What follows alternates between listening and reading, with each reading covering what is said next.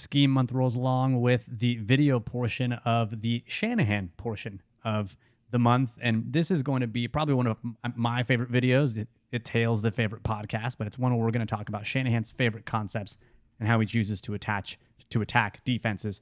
In this video, we're just going to break down the first down concepts that we talked about on the podcast, read and Ryder. And we're also going to talk about a couple of third down concepts as well, lion and bow. So we're going to jump right into it. We're going to talk about read. It's one of Shanahan's favorite first down concepts, and it is a high-low stretch on a defender with a built-in read against man coverage. It's something that he ran all season, and it's something that he went to on the Super Bowl with great effect. So let's take a look at the play here. First thing you're going to notice if you watch the pod is that stop from Emmanuel Sanders, and it's just easy money. It looks like a one-man route. It looks like a lot of people in coverage. Yeah. And it's crazy, but he's doing it from a book split. And so before David gets into the conceit of the entire concept, let's just remember what a book split is really quickly. It's the numbers are your bookends. In this case, he is to the field side, not the boundary side, because the ball is going to be on the hash that's closest to the bottom of the screen, and that means that the wider side of the field is referred to as the field side. And so his landmark is 2 yards inside the numbers, which you can see Emmanuel Sanders is dutifully 2 yards inside the numbers. And then we get to the read concept, which David's going to draw with the marvel of technology on the screen. It's wonderful stuff. So, yeah, essentially what we're going to get, right? So this read route, it all kind of starts, and this is really, again, the whole family of routes. If you listen to the podcast, there's all sorts of different things that they do, but they all kind of start the same way, and that he's going to take this sort of inside release and then look to push vertical, right? And he is aiming for a landmark roughly 2 to 4 yards outside the hash, so 2 to 4 yards this way. And he's shooting at about 20 yards downfield is where he's kind of looking in his pass. So you can see he's got to deal with a press defender who gets caught peeking into the backfield and lifts there. So he gets that quick inside release, and then you see him push vertically, right? And he has to make a decision as he's getting. So remember, we're line of scrimmage back here at the 25-yard line. As he's really approaching the 40 here, getting about 15 yards deep, he needs to be making a decision as to whether he's going to essentially shut this down and just kind of sit in the opening for Garoppolo here, or if he thinks that this safety is kind of flat-footed and he thinks that he can get by him vertically, he's going to continue just to push this vertically, and Garoppolo is going to be looking for the throw over the top. But you can see he's very decisive. So if you watch kind of Garoppolo back here as all of this is happening, he makes his decision. He sees Matthew running over the top and instantly is like, okay, I'm going to shut this down, and ball is out, right? Already back here, Garoppolo has made the throw, and there's just very little that the defense can do, because you have all of these linebackers getting sucked up. I mean, the corner certainly doesn't help himself out with what he's doing at the line of scrimmage there. But yeah, it's a very simple concept, but it's something that, because when you pair it with the play action concept there, you get to the depth that this route is getting to, is something that can be very effective. A couple of features of the play that I really, really love. One is the effect of play action on everything happening underneath, and the effect of play action on the timing of the play. So this is cover 3 from the Chiefs. And if you remember from our series on identifying coverages, you should have a bunch of underneath defenders. But look at Garoppolo and his drop, and look at all those defenders, how close they are to the line of scrimmage, because this is a first down play. They have to respect the threat of the run. And so 52 or 53, who's the only one who can basically, he is the guy who pulls out quickly. He's like, oh no, this is a pass. Yeah. And he tries to get depth, and he is bailing. I mean, look at him. He turns around and he's like, oh crap, oh crap, oh crap. But by the time he gets to anywhere close to Sanders, the play is done. That is the effect that play action has. And this is why this concept is really effective on first down. But on top of that, it takes time for that route to get to a depth of 15 to 20 yards before he can sit down or keep going. Whenever you have a receiver that's running, you've got to match the quarterback's steps. And this is the beauty of the West Coast offense, and that's what the play action is able to do. It's able to give the quarterback and give the route time to sync up so that when Garoppolo gets to the top of his drop, he flips back around, he looks, He locks in with his receiver and he throws that ball, and it's easy money for the 49ers. And lastly, we talked about how this is a 2-level stretch. You get the motion from the wide receiver here, Deebo Samuel, who's actually going to be the underneath defender that actually tries to put a stretch on that edge guy. On the pod, we talked about how this is like an underneath route. Maybe it's a running back going out into the flat area. But Shanahan can do this with multiple players out of multiple personnel packages. And in this case, it's the same concept with the read route, but it's also going to be Deebo in motion across the formation. So, I mean, this play, it seems really simple, but you look at the effect of all these things together. And when Sanders catches this ball, it's a 2-man route. And look at all the defenders. One, let's see if we can count all the Chiefs in the coverage area that could affect this, but don't. Yeah. You've got 1, 2, 3, 4, 5, 6, 7 defenders. Yeah. There's 7 total defenders. It's just a standard 4-man rush, right? And like, let's be real, like Deebo's not even like, watch Deebo. Like Deebo's not anything more than like, maybe if all things like really fail here, like I'll make myself available to Garoppolo and you'll get it out. But like you watch him, like he's not expecting the ball here in any way, right? And a lot of times what they'll do with that, you can mentioned the check down route, it is usually some sort of like check release, meaning that, let's pretend that it's Mostert here who's taken the play fake that has that check release on this play.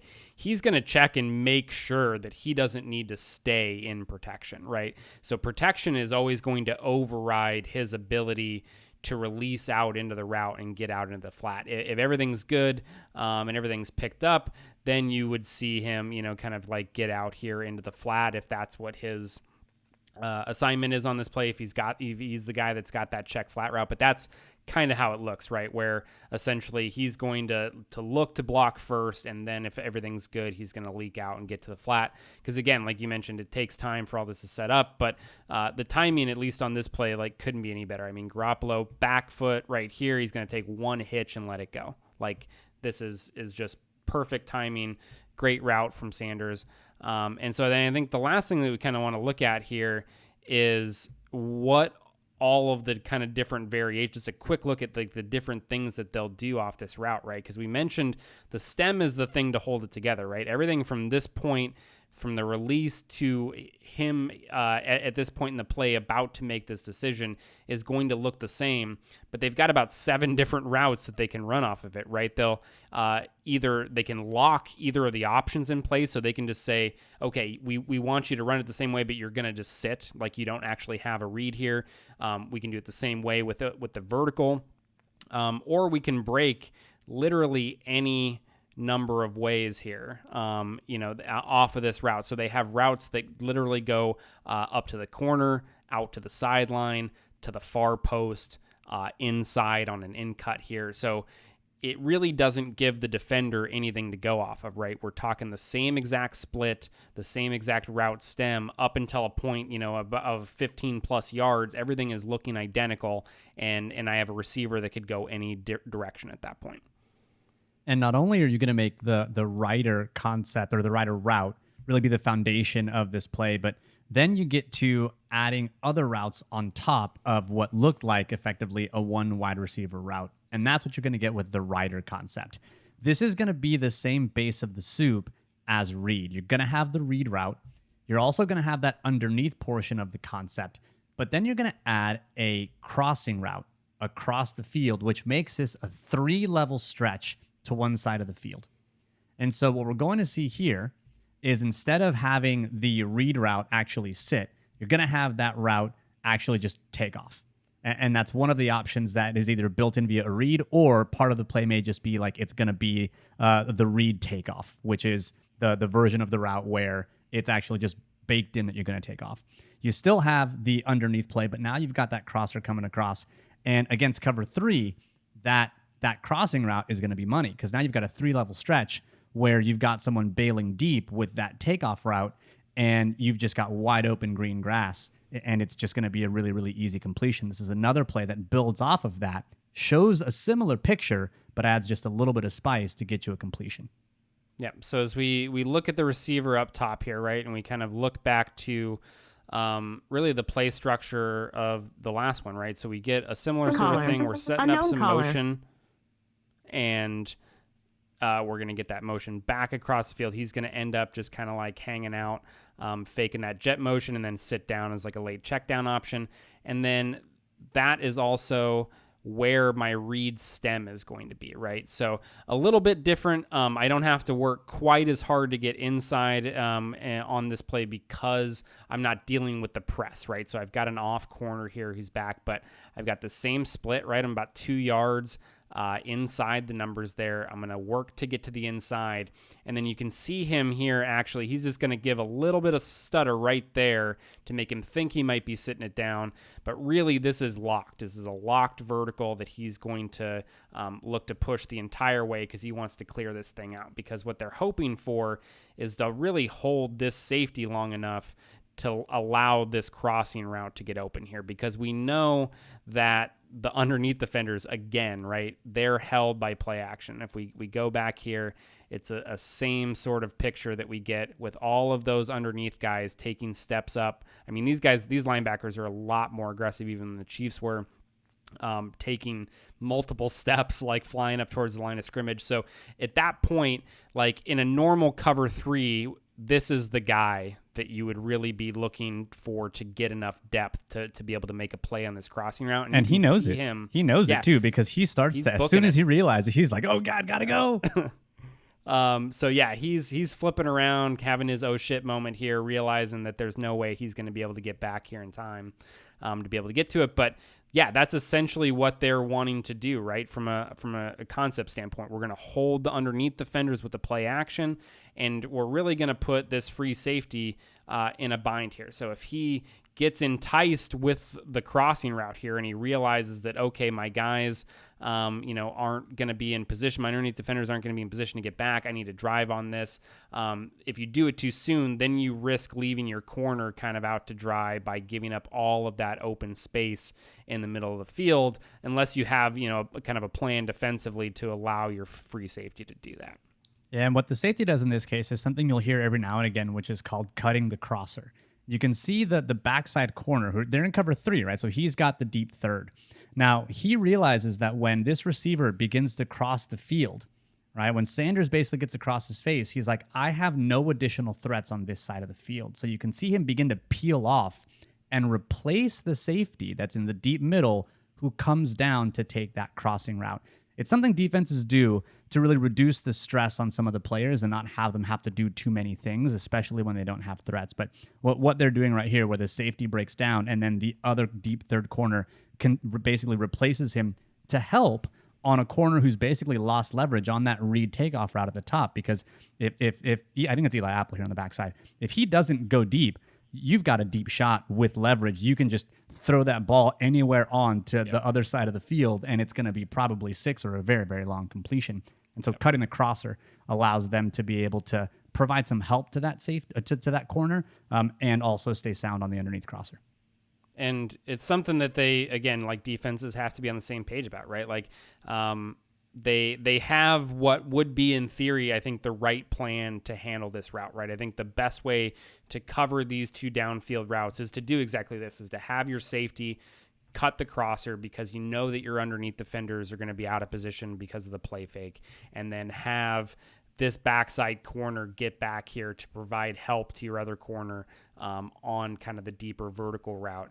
But if the timing's off, it's still not enough, right? So the safety in this case, if this was the plan going into it, like the safety's late. Like at this point, he's already gotten a little bit too far into his back pedal. He's gotten too much depth. He's a little bit late to drive on this. And so you get a nice, easy throw from Garoppolo still here where the safety can't arrive in time.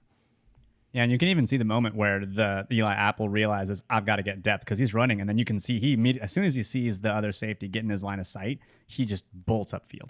And so, that is the rule. So generally, like just as a kind of thing to note about if you're going to play that coverage, right, that is the rule for the corner. So the corner has to, what's usually called like deliver the crosser. You have to deliver the player to the safety. So you don't bail on that until you know that the safety has it, right? So you need to make sure you need to see the safety drive on it, and then I can peel off and look to get back to that deep middle. So the corner even is kind of left a little out of position here because of the safety taking a little bit too long to drive on it, right? Even then, I mean, dude's on his horse. He might be able to get there and impact something unless it's like a perfectly thrown ball. But there's still, right, a lot of space here to be able to throw the ball to deep. So that's kind of what they're looking to do on the back end. So if that's first down, we've got Reed, we've got Ryder. Let's get to third down, because third down is where you get to see some man beaters built in, and we're going to see the first of the two plays that we'll cover on third down, which are Shanahan favorites. The first is going to be Lion, and this is a double slant concept that we're going to get that's very, very effective against man coverage here. It's the game against the Arizona Cardinals where you're going to get George Kittle, who's going to do very, very George Kittle things, maybe make some business decisions, maybe end some lives, and basically put on a clinic on why this is such a fantastic concept to call against man coverage in third and short. I mean, you can't laugh as an intro.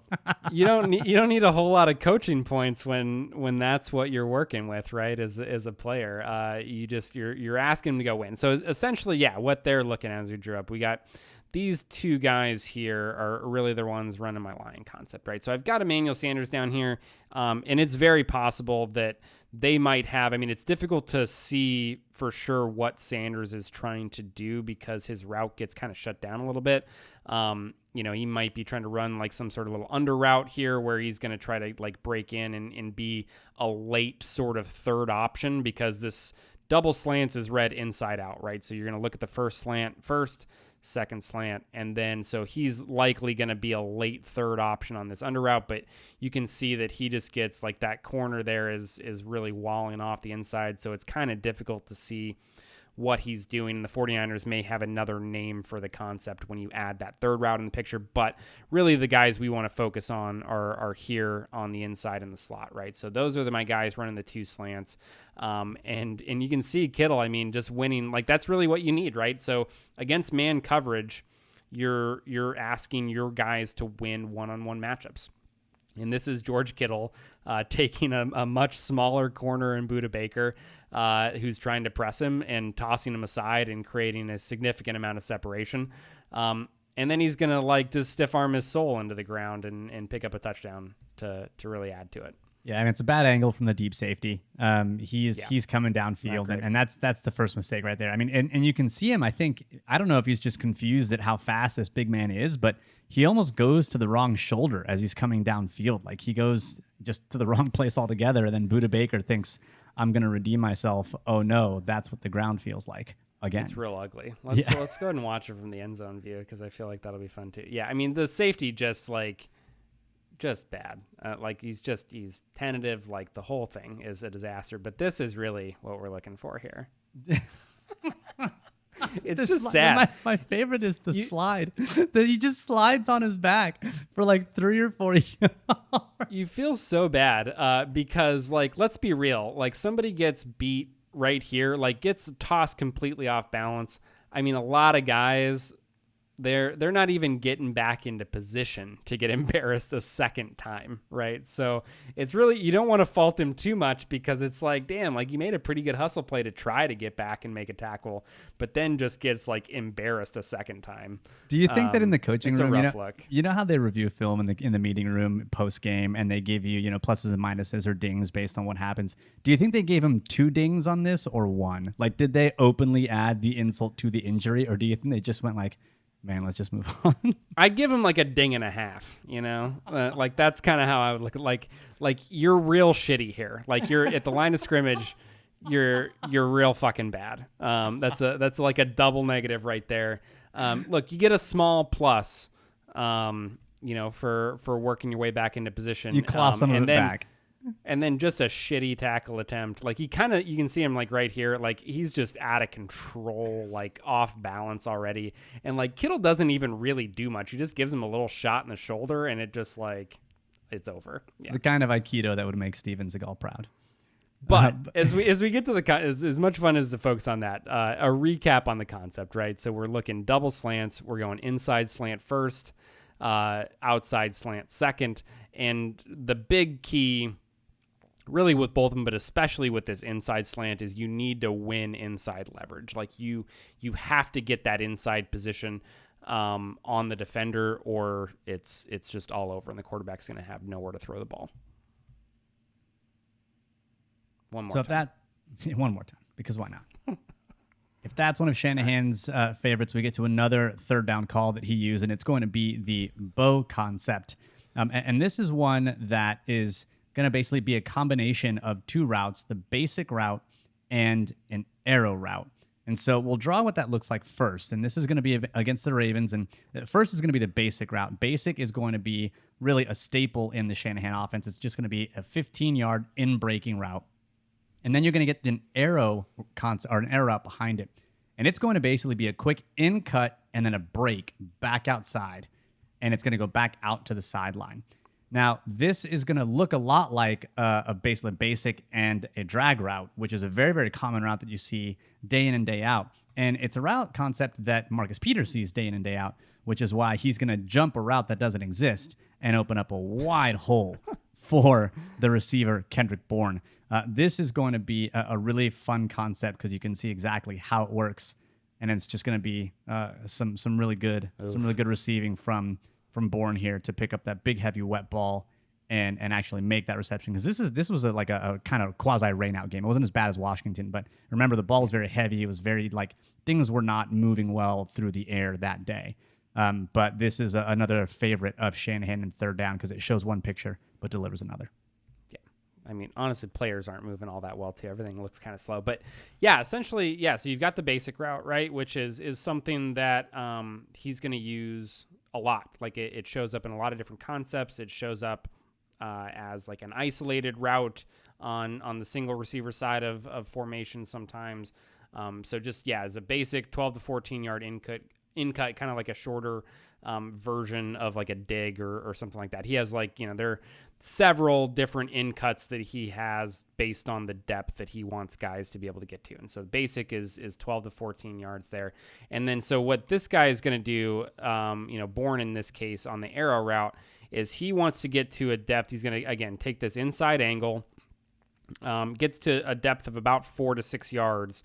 And then depending on the coverage, he's either just going to shut it down right there and kind of sit down in that hole and wait for the ball to be thrown. Or against man coverage, he's going to work back out to the sideline and kind of burst and look to separate there. And so the concept that you alluded to there, right, with the in and the drag is also an old West Coast staple, the drive concept. And so you get, again, that in cut that's back behind, but you're going to get this receiver that continues on a shallow crossing route here inside. And so that's tough, for the defense for a number of reasons. One, they're in man coverage here. You can see with this stack formation, let me back up enough. You can see these two defenders here prior to the play really look to communicate how they're going to do this, right? And they're, again, essentially, if you remember our coverage episode, we talked a little bit about this, I think, but they're essentially asking, are we going to lock on these guys, or are we going to try to switch this in some way? And so you can see them kind of communicate, get on the same page there as to what they want to do. Peters, so he takes, with this receiver taking, a vertical release, he's going to stay on him. So Peters knows that he has to kind of track this here, and he's basically thinking that he's going to get that crossing route, right? And so he's trying to navigate traffic, tries to go over the top, and at that point, he's just so out of position that it's impossible to recover once Bourne looks to work out to the sideline. So it's a really effective route against man coverage, that underneath one. They will look to, a lot of times on the basic route, they like to get Kittle on that. And so, that gives you another option on the in cut. If the outside corner or whoever it is on the arrow route, it plays this a little bit better, or they need a little bit more yardage to get to the first down, they'll look for Kittle to kind of win on that in cut. But that's kind of what your picture looks like against man coverage. And then against zone, again, it's another 2-level stretch where I've got a guy short, I've got a guy in the intermediate. We're going to put an underneath defender in a bind. Yeah, and it's important, I think, to point out the drive concept to help you identify why Peters is jumping so far to the inside. And this, above all, is one of the things that I love about Shanahan just as a play designer. He understands the power and the importance of deception and space when it comes to calling his plays. We've seen it, I think, throughout all the concepts we've shown here, how he can present one picture, but it really ends up being something else. And here he basically says, I'm going to show Peter something he sees every single week, something football defenders have been seeing since Bill Walsh was putting offenses out on the field. And instead, it's going to be something just a little different that is going to end up gaining 15, 20, 30 yards after the catch. It's constantly making defenders think. And if you remember with the conversation, or the conversation I had with Ian Williams, he said, how do you slow down a computer? Well, you throw multiple things at it and you make it think. You overload the processor. And even a cornerback as good as Marcus Peters can get overloaded and confused, not by super exotic play design, but just by showing him something over and over and over again and then just tweaking it and changing it. And that really is the beauty of some of these Shanahan design plays, is that they'll show you the first, third of the play looks like one thing, and then the final 2/3 is something completely different. But if you don't slow down enough to let the last 2/3 of that play develop, then you're going to be out of position. And if you slow down enough to let the last 2/3 develop, sometimes you're going to be out of position simply because you slow down. Like it's such a right. really what if brilliant they actually, way. Like if you're kind of waiting a little bit too much to read this, and then they actually run drive, well, then you're trailing on that shallow cross, right? Then you're not in position, because again, we talked about when we looked at like how you defeat man coverage, crossing routes are one of like the top things that offenses look to do, and then especially out of these condensed looks, right, that you get, because you get a lot of times back up the defenders. They're not usually going to be willing to get up in press situations because it's too easy to get picked. So they're already kind of playing off. You're going to get some switch release stuff there. And so you're already at a difficult spot if I'm Marcus Peters and I'm trying to run all the way across the field here to like track this shallow crossing route. And so you understand a guy like him, who is, a pretty heady player. Like he's a smart football player. He finds himself in position to make a lot of plays on the football because of his ability to kind of recognize concepts and to be able to find, just work himself into the right spot. And so it's not that, he's just unable to do this, right? It's tough. It's because you're showing him one thing and then you're giving him a completely different look that's really tough to adjust to on the fly. And it's just a lot for defenses. And they have a lot of ways to get to this, right? So we talked about on the pod that this is just kind of one way that they show this picture. But they look to get these sort of like high-low stretches all over the place, right? They have a lot of routes that look to kind of return on themselves. Like they have one where they'll kind of send a guy out here and then bring him back to the middle, and they'll usually pair that with like a deeper corner route. They have a lot of other stuff that use the basic route and put a different route underneath it. So it's a lot of ways to basically get somebody in the short area, somebody in the intermediate area, and basically put, if you're going to play zone, I'm going to put a defender in a bind in the middle of the field. And if you're going to play man, well, I've got routes with some sharp breaks where I'm going to trust that my guys can separate and get open. So that does it for the first of our videos about Shanahan and how he attacks defenses. Next week, we're going to talk about some different situations. Maybe we'll talk about some red zone, maybe some long distance situations. But make sure that you listen to the podcast, which will be on Wednesday, where we'll give you kind of the audio version of what we'll be discussing. And then we'll send you the videos if you're a Patreon subscriber, which if you are watching this video, you are. So thank you very much for supporting us. And as always, go Niners.